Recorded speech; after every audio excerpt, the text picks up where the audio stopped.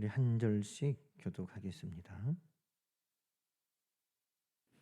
그러므로 남을 판단하는 사람아, 누구를 막론하고 네가 핑계하지 못할 것은 남을 판단하는 것으로 내가 너를 정죄함이니 판단하는 내가 같은 일을 행함이니라. 이런 일을 행하는 자에게 하나님의 심판이 진리대로 되는 줄 우리가 아노라.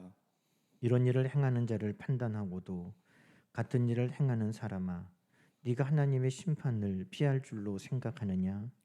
혹 내가 하나님의 인자하심이 너를 인도하여 회개하게 하심을 알지 못하여 그의 인자하심과 용납하심과 길이 참으심이 풍성함을 멸시하느냐. 다만 내 고집과 회개하지 아니한 마음을 따라 진노의 날, 곧 하나님이 의로우신 심판이 나타나는 그날에 임할 진노를 내게 쌓는도다. 하나님께서 각 사람에게 그 행한 대로 보응하시되 참고 선을 행하여 영광과 존귀와 썩지 아니함을 구하는 자에게는 영생으로 하시고, 오직 당을 지어 진리를 따르지 아니하고 불의를 따르는 자에게는 진노와 분노로 하시리라.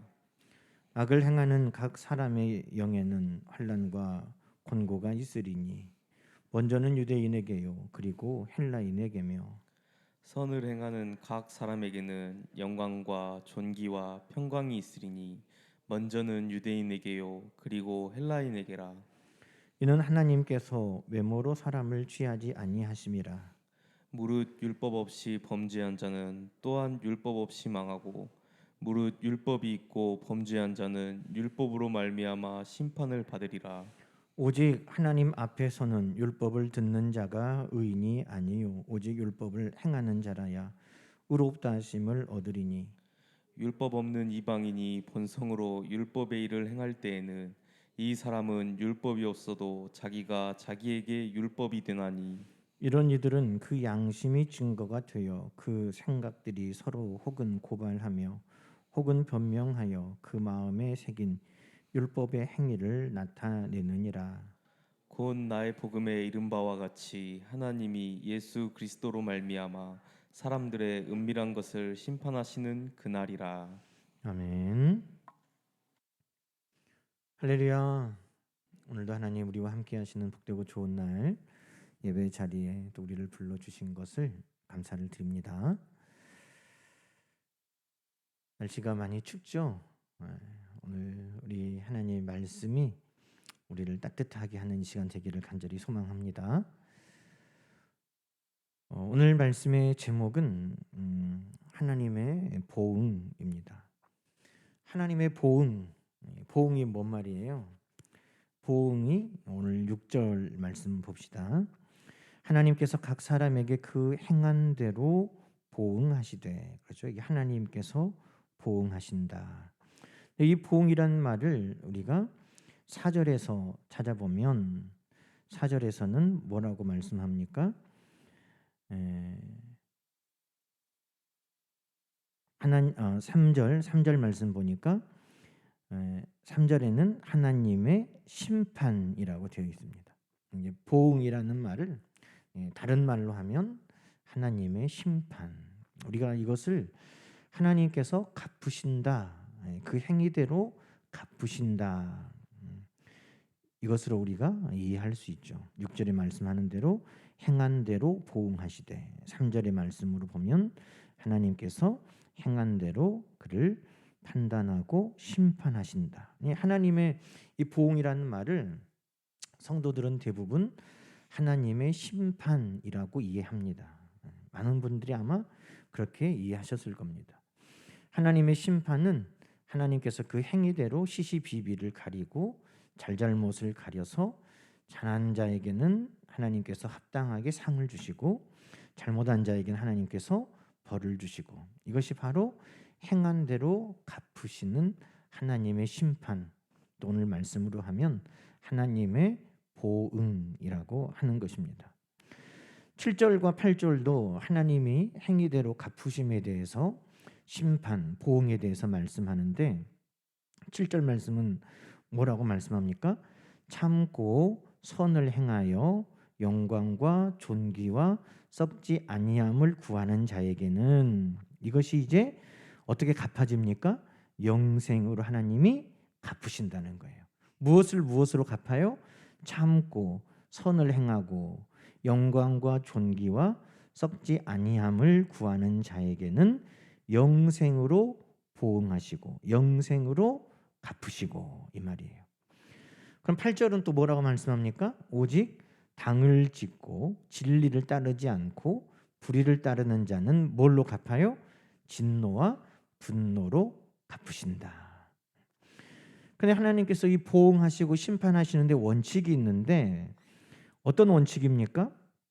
하나님께서 11절에 보면 사람을 외모로 취하지 아니하시고, 유대인이냐 이방인이냐 그가 성도냐 믿는 자냐 직분이 뭐냐, 하나님이 이런 것을 따라 그에게 갚으시는 것이 아니라 그의 행함에 따라 하나님이 갚으시는 것이 원칙이다.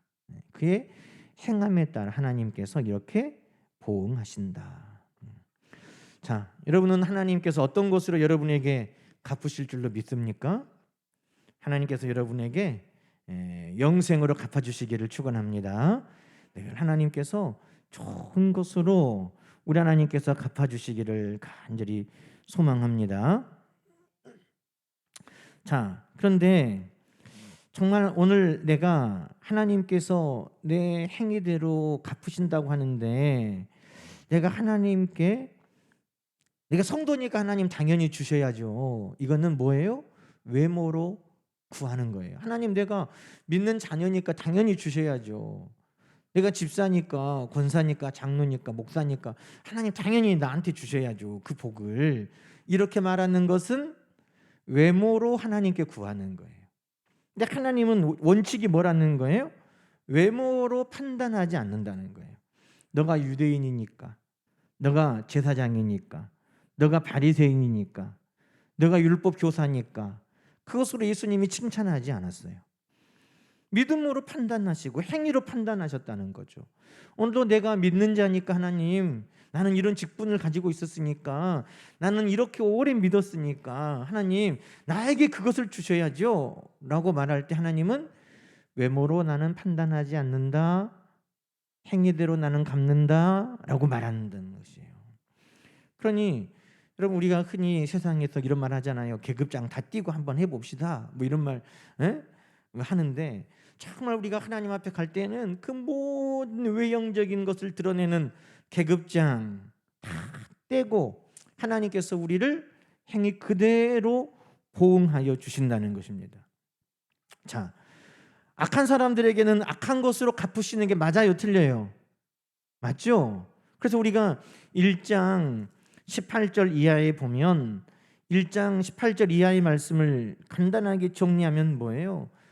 이방인들의 죄, 믿지 않는 자들의 죄를 쫙 나열하고 있어요. 믿지 않는 사람들, 이방인들의 죄가 뭡니까? 하나님께서 만드신 자연 모든 만물 안에 하나님을 알 만한 것을 하나님이 다 두셨다는 거예요. 그래서 예전에 어르신들이 믿지 않아도, 야, 어떻게 조물주가 이렇게 신묘막측하게 세상을 만들었을까? 금강산에 보면 12,000봉 똑같은 봉우리가 하나도 없는데 어떻게 이렇게 솜씨가 좋을까? 막 이렇게 하는 것이 모든 사람 안에 창조주를 알만한 것을 다 심어주셨다는 것입니다. 그런데 믿지 않는 자들의 특징이 뭐예요? 하나님을 알만한 것을 다 두셨는데도 하나님을 알려고 하지 않고, 알아도 하나님을 인정하지 않고, 하나님을 알아도 영화롭게도 하지 아니하고, 하나님을 알아도 감사하지도 아니하고, 그들의 생각이 늘 허망하고 마음이 어두운 데 있다. 이게 이 믿지 않는 자들의 특징을 로마서 1장 18절 이하에 쭉 나열하고 있어요. 그래서 하나님을 인정하지 않고 감사하지 않고 늘 마음이 어두워진 사람들의 삶은 어떻게 가느냐? 늘 정욕대로 살고 부끄러운 욕심대로 살고 마음에 하나님을 두기 싫어하며 살더라. 그렇게 사는 결과는 뭐냐? 불의, 추악, 탐욕, 악의, 시기, 살인, 분쟁, 사기, 악독, 수군수군, 비방함, 이 모든 죄를 다 짓고 산다는 거예요. 그래서 바울이 1장 32절에 이렇게 말합니다. 이 같은 일을 행하는 자들은 사형에 해당한다, 그런 거예요. 자, 그럼 여러분, 이 말을 듣고 유대인들은 뭐라고 반응하겠어요? 그래, 하나님을 인정하지도 않고 영화롭게 하지도 아니하고 감사하지도 아니하고 늘 마음이 어두운 데가 있어서 정욕대로 욕심대로 하나님을 마음에 두지도 않고 살면서 죄만 짓는 그 사람들은 당연히 죽어야지. 맞아. 아마 바울이 이렇게 설교를 했다면 그 앞에 있는 사람들은 아멘 맞소, 이렇게 다 말했을 거예요. 여러분도 그렇게 생각하지 않아요? 그래서 그런 사람들은 사형이요, 다 바울이 이렇게 말할 때 사람들이 아마 이거 설교 잘한다, 시원하다, 그랬을 거예요. 그런데 바울이 2장에 당장 이렇게 이야기하고 있어요. 뭐라고 말합니까? 남을 판단하는 사람아, 이렇게 말하는 거예요. 기껏 이런 사람들은 사형이라고 말해놓고 응? 맞아 그런 사람들 사형이지, 이렇게 생각하고 있는데 거기다 대놓고 지금 하는 거예요. 너희들 그렇게 생각했지. 남을 판단하는 너희들은 왜 남을 판단하느냐? 그러면서 뭐라고 말합니까? 남을 판단하는 그 자체가 죄다. 자, 2장 1절 볼까요? 남을 판단하는 사람아, 누구를 막론하고 네가 핑계하지 못할 것은 남을 판단하는 것으로 네가 정죄당한다, 그런 거예요. 맞아, 저것들은 죄인이야, 맞아, 사형이야 라고 생각할 때 네가 그렇게 판단하는 것 자체가 이미 네가 죄인이라는 것을 말하고 있다, 지금 이렇게 말하는 거예요. 아니, 저 사람들이 죄인이라는 것을 생각하는 게 당연하지. 그럼 저 사람들이 죄인인데 죄인을 죄인이라고 하는 것이 죄라는 말이 무슨 말이요? 여러분, 우리도 이렇게 말할 수 있지 않겠어요? 아니, 죄인이니까 당연히 저거 죄인이다, 저거 나쁘다, 이렇게 말하고 판단하는 것이 맞지. 그럼 죄인을 죄인이라고도 말 못해? 아마 다 이렇게 말할 거예요. 그런데 바울이 그들에게 지금 책망하고 있는 것입니다. 여러분, 다시 말해 2장에는 믿는 자들의 죄에 대해서 이야기하는 거예요. 죄인을 죄인이라고 비난하는 자들에 대해서, 판단하는 자들에 대해서. 왜 이것이 죄인가? 여러분, 오늘 두 가지를 이야기하고 있습니다. 왜 이것이 죄인가? 죄인을 죄인이라고 할 때 왜 그것이 죄가 되는가 하는 거예요.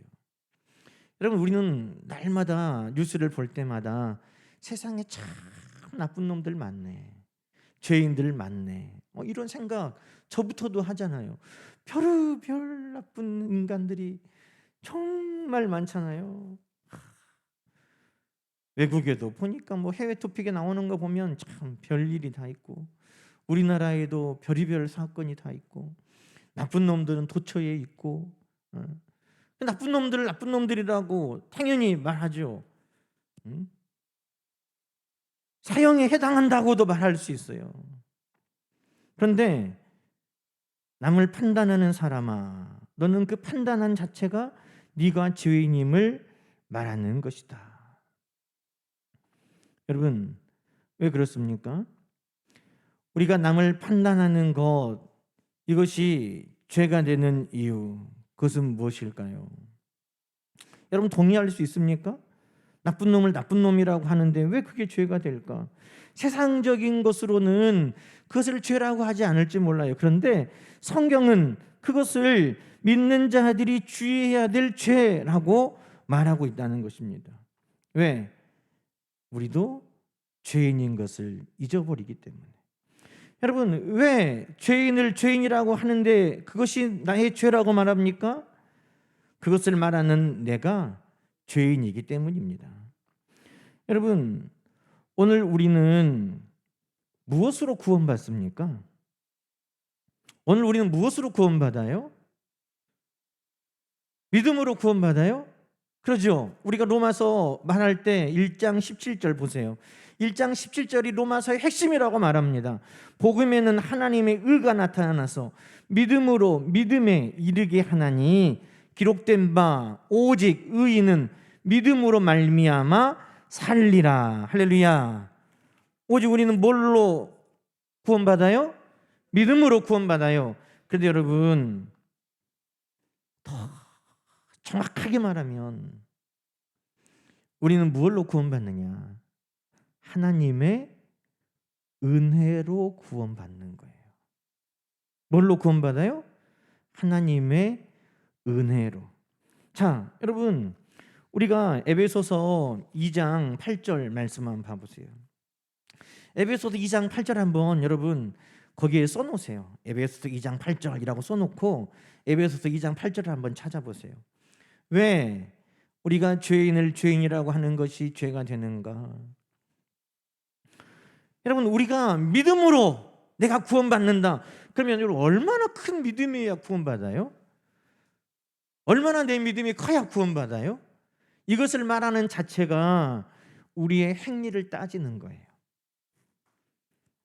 우리 예수님은 겨자씨만한 믿음만 있어도 이 산을 옮길 만한 믿음이라고 하셨잖아요. 우리 주님은 또 큰 믿음이 있다라고도 칭찬하셨어요. 여러분, 도대체 얼마만한 믿음이 있으면 우리가 구원받을까요? 자, 에베소서 2장 8절 한번 읽어보겠습니다. 너희는 그 은혜에 의하여 믿음으로 말미암아 구원을 받았으니 이것은 너희에게서 난 것이 아니요 하나님의 선물이라. 자, 이것이 우리에게 난 것이 아니요 하나님의 선물이라는 것은 우리의 행위가 아니라 하나님이 거저 주시는 것이라는 것을 말합니다. 이해되죠? 자, 그러면 앞으로 다시 가서 은혜에 의하여 믿음으로 말미암아 구원받았다. 이게 무슨 말이냐 이 말이에요. 은혜에 의하여 믿음으로 말미암아 구원받았다. 여러분, 우리가 구원받으려면 어떻게 해야 구원받습니까? 하나님의 말씀을 다 지켜야 구원받아요. 하나님의 말씀을 다 지켜야 구원받아요. 십계명을 다 지켜야 구원받아요. 율법을 다 지켜야 구원받아요. 근데 십계명을 지키고 율법을 지키는 사람이 있어요, 없어요? 없다라는 거예요. 하나님 말씀대로 다 살아야 구원받는데 어느 시대 어느 누구도 하나님 말씀을 다 지켜 구원받을 수 있는 사람이 아무도 없다는 거예요. 심지어 율법을 기록한 모세도 살인자였어요. 모세도 히브리인 동포들을 괴롭히는 사람들을 보고 그 애굽 사람을 쳐 죽인 사람이 모세였어요. 율법을 받았던 모세도 살인자였다니까요. 어느 누가 율법을 다 지키고 사는 사람이 있냐 이 말이에요. 그래서 하나님께서 율법을 다 지켜 구원받을 사람은 없으니 하나님께서 그럼 누구는 다 탈락이다, 너희는 다 지옥 가라가 아니라 하나님은 이 모든 사람들을 다 구원하기를 원하셔서 하나님 어떻게 하셨다는 거예요? 아들 예수 그리스도를 이 땅에 보내주셔서 그 예수 그리스도로 우리의 모든 죄를 다 해결해 주셨다는 거예요. 그러니 우리의 행위대로 우리의 의로움으로 이제 구원받는 게 아니라 하나님이 새로운 기준을 주셨는데 그것은 뭐냐면 예수님이 내 죄를 다 용서해 주셨습니다. 이것을 믿기만 하면 구원받는 새로운 기준을 주셨다는 거예요. 여러분, 이 기준은 율법을 다 지키는 것과는 비교도 할 수 없는 거저 주시는 방법이었어요. 그래서 이것을 뭐라고 하냐? 은혜라고 하는 거예요. 은혜. 자, 그러면 우리가 하나님께서 우리를 한 명이라도 더 구원하시기 위해서 어려운 율법의 잣대를 통해서 너 이거 지켰냐? 너 한 가지 부족하니까 너는 탈락이다. 너 이거 지켰냐? 너는 이것이 기준 미달이니까 너는 탈락이다. 너도 탈락이다. 너도 탈락이다. 다 탈락이 아니라 한 사람이라도 더 구원하기 위해 하신 우리 하나님은 믿기만 하면 다 구원해 준다는 거예요. 믿기만 하면. 여러분, 이것은 우리가 잘 믿어서가 아니라 하나님의 은혜로 구원받는 걸 말하는 거예요. 얼마나 잘 믿어야 구원받아요? 이것을 말하는 자체가 우리의 행위, 우리의 공로를 따지는 거예요. 나는 그래도 이만큼 믿었으니까 나는 구원받을 수 있지. 나는 그래도 이만큼 믿었으니까 구원받을 수 있지. 아니에요. 그 모든 우리의 믿음의 행위보다 더 앞서는 것이 있는데 그것은 뭐라? 하나님의 은혜라는 거예요. 하나님이 은혜를 베푸시지 아니하면 아무리 잘 믿어도 그 믿음의 행위는 하나님의 기준에 탈락이에요. 근데 하나님은 은혜로 말미암아 우리를 구원하기 원하시기 때문에 하나님은 아무리 죄인이라도 예수 믿었다 하면 그것 하나를 가지고 그를 구원하신다는 거예요. 한편의 강도가 무슨 선한 일이 있습니까? 그 한편의 강도가 무슨 착한 일을 했습니까? 그 강도에게 무슨 칭찬할 만한 일이 있습니까? 근데 구원하기 원하신 하나님은 그에게 은혜를 베푸셨는데, 당신의 나라에 들어가실 때 나를 기억해 주십시오. 그 한마디의 고백을 믿음이 있다 인정하신 것이 은혜라는 것입니다. 그럼 여러분, 우리가 구원받는 것은 더 정확하게 말하면 뭘로 구원받는 거예요? 하나님의 은혜로 구원받는 거예요. 근데 하나님의 은혜로 우리를 구원하게 하시는 그 방법이 뭐냐? 우리의 믿음이라는 것입니다. 그러니 나는 믿음으로 구원받는다 라고 말하고 하나님의 은혜를 잊어버린 자들은 오늘 하나님의 구원의 은혜에 합당하지 않은 자들이에요. 내가 행위로 구원받는 것, 내 믿음의 행위로 구원받는 것 아니라는 거예요. 내가 믿음으로 구원받는다 맞는 말이지만 내가 믿음으로 구원받게 하시는 하나님의 은혜를 잊어버리면 그것은 오늘 판단하는 자가 되는 거예요. 여러분, 여기에서 남을 판단하는 사람은 믿음이 좋은 사람이겠어요? 나쁜 사람이겠어요? 믿음이 좋은 사람이죠. 그러니까 판단하죠. 믿는 사람이겠어요? 안 믿는 사람이겠어요? 믿는 사람이죠. 그러니 믿는 사람 중에서도 믿음이 좋은 사람이 판단하는 자예요.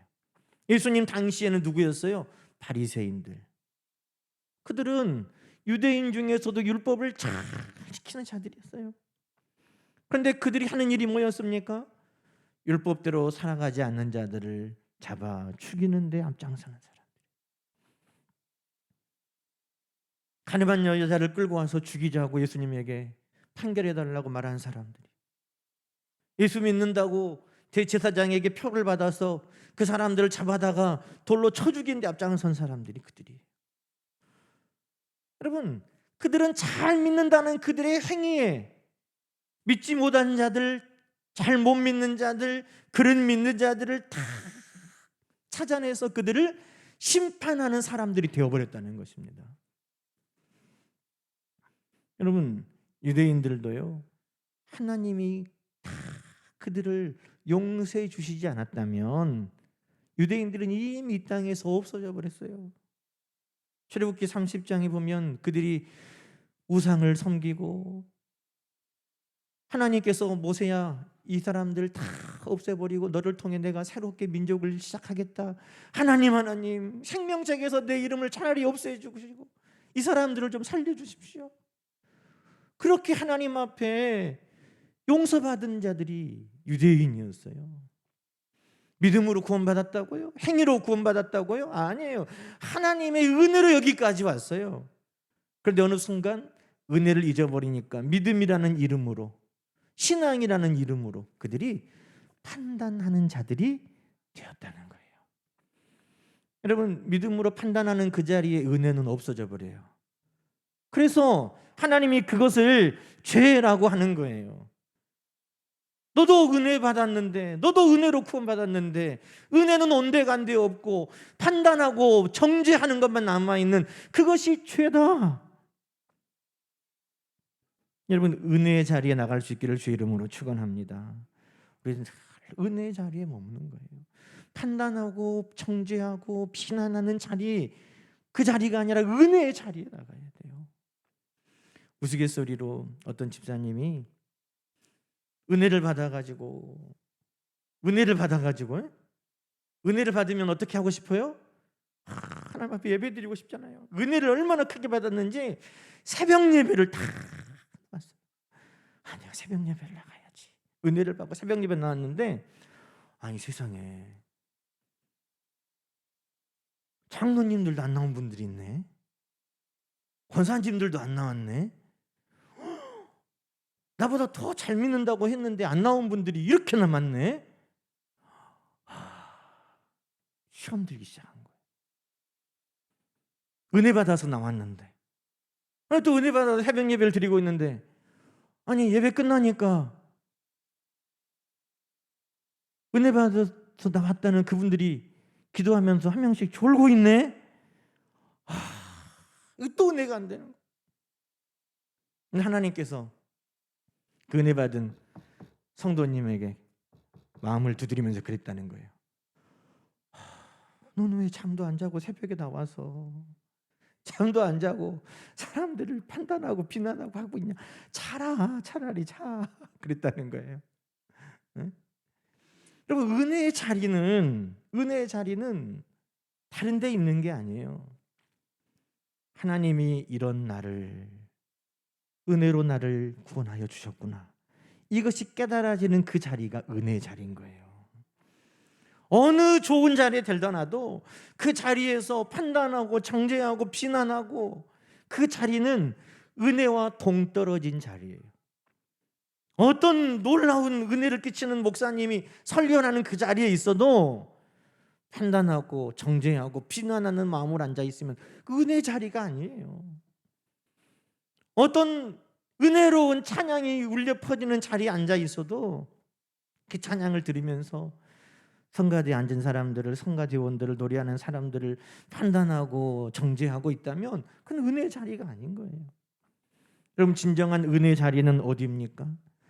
하나님이 나 같은 믿음을, 나 같은 사람을 하나님께서 의롭다 하시고, 나 같은 사람을 구원해 주시고, 나 같은 사람을 하나님의 자녀 삼아 주셨구나, 이것을 늘 깨달을 때, 그때가 은혜의 자리에 있는 시간임을 여러분 기억하시기 바랍니다. 그러니 하나님은 누구에게 심판하시느냐? 하나님의 은혜에서 멀어져 간 자들을 심판하신다는 거예요. 여러분, 믿느냐 믿지 않느냐가 아니에요. 믿느냐 믿지 않느냐는 얼마 차이가 안 나요. 하나님의 은혜 아래 내가 있느냐, 은혜를 잊어버리고 멀리 갔느냐, 그 차이인 거예요. 얼마나 믿음이면 구원받아요?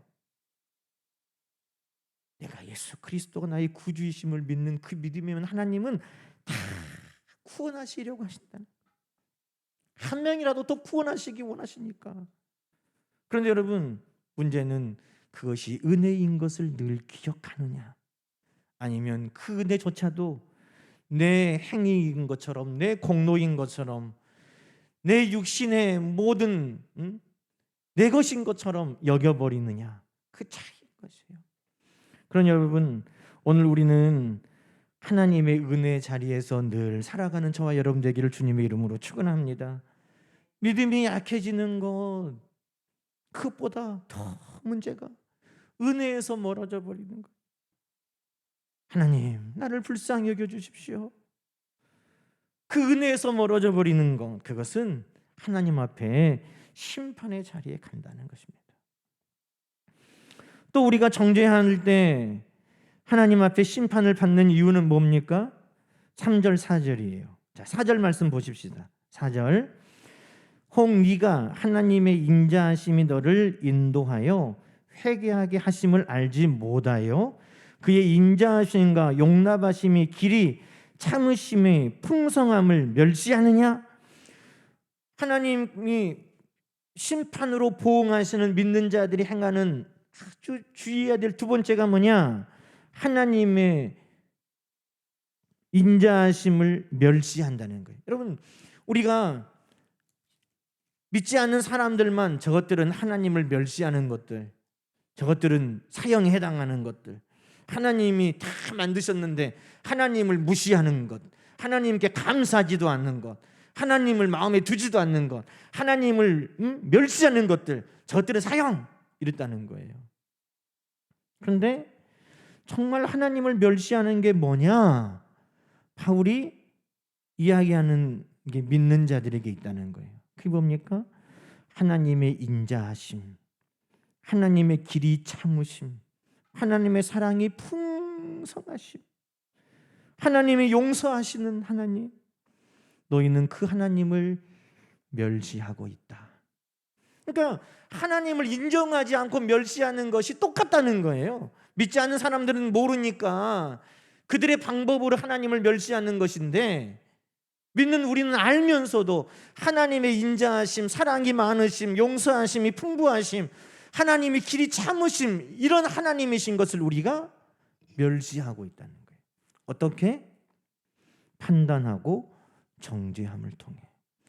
저는요, 이 말씀을 준비하면서 회개한 게 있어요. 사람은 진짜 안 바뀌더라. 그 말했던 걸 회개했어요. 그냥 힘들 때 그렇게 말했거든요. 저도. 아유, 사람은 진짜 안 바뀌어. 안 바뀌어. 또 저러다가 죽게. 그런 마음들이 있었던 것을 회개했어요. 그게 하나님을 멸시하는 거였구나. 말씀은 그걸 지적하고 계셨거든요. 야, 너를 봐라. 너를 보면 하나님이 얼마나 길이 참으시는 하나님이시냐, 얼마나 용서하시는 하나님이시냐, 얼마나 하나님은 사랑이 많으신 하나님이시냐. 그렇죠. 우리를 보면 알 수 있는데 우리는 하나님이 얼마나 사랑이 많으신 하나님이신가를 잊어버리고 살아요. 그것을 성경은 뭐라고 말하냐면 하나님을 멸시했다, 그렇게 말하고 있는 것입니다. 여러분, 오늘 우리는 어떤가요? 하나님이 우리에 대해서 얼마나 오래 참으시는지 우리는 알잖아요. 하나님 앞에 이렇게 살겠다고 말하면서도 또 그렇게 못 살고 또 회개하고 또 넘어지고, 하나님 한번 다시 또 해볼게요. 하나님 또 그러면 참아주시고, 그래 또 해봐라, 또 용기를 주시고.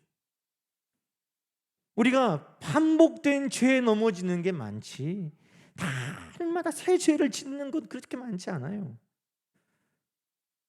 하나님, 이 죄를 내가 다시는 안 짓겠습니다 하면서도 또 그 죄를 지어요. 하나님이 또 용서해 주시고. 야, 어떻게 나 같은 사람이 목사가 됐지? 어떻게 나 같은 사람이 하나님의 자녀가 됐지? 어떻게 나 같은 사람이 여기까지 오게 됐지? 이 모든 것이 다 오늘 하나님의 인자하심, 하나님의 용서하심, 하나님의 사랑이 많으심, 하나님의 길이 참으심을 증거하고 있는데, 우리는 쉽게 그렇게 말한다는 거예요. 저건 안 돼, 저 사람은 안 돼, 다 바뀌어도 저 사람은 안 바뀌어, 다 구원받아도 쟤는 안 될 거야 하는 말을, 생각을 우리는 한다는 겁니다. 그건 하나님을 멸시하는 것이다. 그게 하나님을 멸시하는 거라는 거예요. 여러분, 오늘 이것은 믿지 않는 사람들에게 하는 말이 아니에요. 믿는 우리들, 특별히 더 지금 잘 믿는 우리들에게 하시는 말씀이에요. 잘 믿기 때문에 그 잘 믿는다는 것이 우리의 의로움이 되려고 하는 우리에게, 잘 믿기 때문에 따라오지 못하는 자들을 판단하고 정죄하는 그 우를 범하기 쉬운 우리들에게, 또 많은 사람을 가르치고 이끌다 보니 사람들에게 대해서 상처받고, 아유 저 사람은 안 될 거야 라고 지레짐작하고 판단하는 우리에게 하나님 하시는 말씀인 거예요. 그것이 바로 믿는 자에게 하나님께서 정죄하시는 큰 두 가지 이유라는 거예요. 왜 너는 은혜의 자리에서 멀어져 가느냐? 왜 판단하면서 너는 은혜의 자리에서 멀어지고 있느냐? 왜 너는 판단하면서 네가 하나님 앞에 그렇게 많은 사랑과 용서를 받았다는 것을 잊어버리고 있느냐? 그러니 하나님의 보응은 뭡니까? 하나님의 은혜, 하나님의 사랑을 잊어버렸다는 거예요. 다른 게 아니에요. 이들의 핵심은 뭐냐? 하나님의 은혜, 하나님의 사랑을 잊어버리는 자들에게 하나님이 심판하시는 거예요. 여러분, 오늘 우리가 불의한 자들, 하나님을 알지 못하는 자들이 받는 심판은 우리가 분명하다고 말합니다. 그렇죠. 하나님을 믿지 않는 자들이 받을 심판은 정확합니다. 분명합니다. 우리는 그렇게 될 줄로 압니다. 그러나 내가 믿는다 하면서도 은혜를 잊어버리고, 내가 믿는다면서도 하나님의 사랑을 잊어버리고, 은혜에서 멀어져 가고 사랑에서 멀어져 가면 그것은 믿는 것이 아닐 수도 있다는 거예요. 우리는 내 믿음의 행위로 구원받는 게 아닙니다. 은혜로 구원받는 거예요. 우리는 나의 행위의 의로움으로 구원받는 게 아닙니다. 하나님의 끝없는 사랑 안에 우리는 구원받고 있는 것입니다. 그러니 하나님의 은혜, 하나님의 사랑에서 멀어져 가지 않는 것이 오늘 우리의 믿음을 굳게 지키는 것과 같은 것입니다. 하나님, 오늘 내 믿음을 굳게 붙들어 주십시오. 그건 다른 말이 아니에요. 하나님, 나를 은혜의 자리에 있게 해 주십시오. 나를 하나님의 그 사랑 안에 머물게 해 주십시오. 그것이 다른 말로 하면 하나님, 내 믿음을 붙들어 주십시오. 그것과 동의어가 되는 것입니다. 사랑하는 여러분, 오늘 우리는 믿으면서도 은혜에서 멀어져 가고 하나님의 사랑을 잊어버려서 하나님의 심판의 대상이 되지 않기를 간절히 소망합니다. 날마다 은혜의 자리에 하나님 그 사랑 안에 머물러서 하나님의 은혜로 사랑으로 내가 오늘도 하나님의 구원에 받은 자녀인 것을 기억하고 감사하는, 그래서 하나님의 그 은혜와 사랑에 어느 누구도 제외가 될 수 없다는 것을 늘 인정하고 하나님께 영광을 올려드리는 우리 모두가 다 되시기를 주님의 이름으로 간절히 축원합니다. 기도하십시다. 하나님 아버지, 감사합니다. 오늘도 우리의 믿음을 굳게 붙들어 주시되 하나님의 은혜를 기억하게 해주시고 하나님의 한량없는 사랑 안에 머물게 해주셔서 우리의 믿음이 우리 하나님의 은혜 아래 사랑 안에 늘 있는 믿음 되게 하여 주시옵소서. 예수님의 이름으로 간절히 기도드리옵나이다. 아멘.